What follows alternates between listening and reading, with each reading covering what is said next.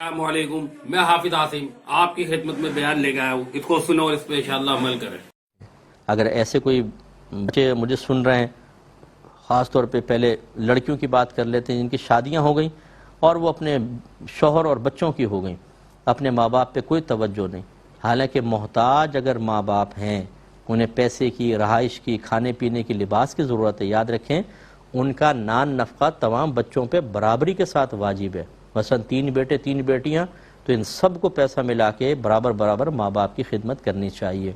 लड़कियां समझती हैं हमारी शादी हो गई, हम पे कोई जिम्मेदारी कोई है, भाई करेंगे। और भाइयों में भी 2 भाई शादी करके बीवियों को लेकर अलहदा हो गए, छोटे भाई के पास अगर वालदा है तो वही करेगा फिर सब कुछ।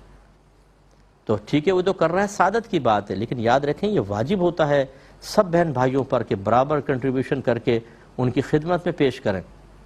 तो वो लड़कियां ज़रा दर्स हासिल करें, और ख़ास तौर पर जिनकी बाहर शादियां हो गई कि फ़ोन तक नहीं करती, कभी ये फ़ोन कर लिया तो बस ठीक है, कौन मिलने आए, इतना खर्चा होगा, कैलकुलेशन शुरू कर देंगे, इतना इतना इतना इतना खर्चा पड़ जाएगा, ना अपने बच्चों को ला के मिलवाएँ, वो तड़प रहे हैं बेचारे बच्चों से मिलने के लिए। बाहर की आसाइशें माँ बाप की खिदमत के मुकाबले में इतनी हम पर गालिब आ जाती हैं कि फिर हम माँ बाप को बिल्कुल इग्नोर कर देते हैं। और जब उनका इंतकाल होता है फिर आ जाएंगे जहाज़ लेकर ना, फिर पहुँच जाएंगे रोते धोते, 3 दिन अपने माँ बाप को सर्द खाने में रखवाएंगे।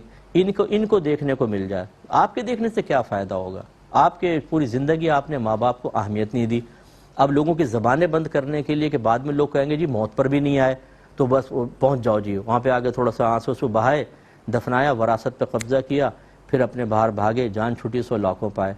बुरा नहीं मानिएगा कि हर एक के बारे में तो ऐसा मैं नहीं कह रहा हूँ, जो ऐसा करता है वो, जो गफलत के साथ कर रहा है, वो मजबूर है, जो अल्लाह ताला मजबूरियों को जानता है। लेकिन बाद वक़्त मजबूरियाँ हमारी अपनी खुद साख्ता होती हैं।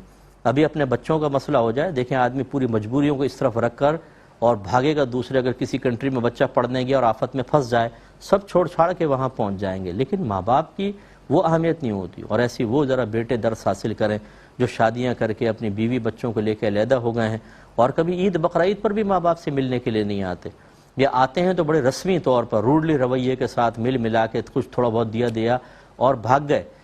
ये रवैये आपको बरोज़ क़यामत बहुत रुलाएंगे। माँ बाप की कदर करें, ये बहुत बड़ी नेमत होती है। अल्लाह ताला हमें कदर करने की तौफ़ीक़ अता फ़रमाए।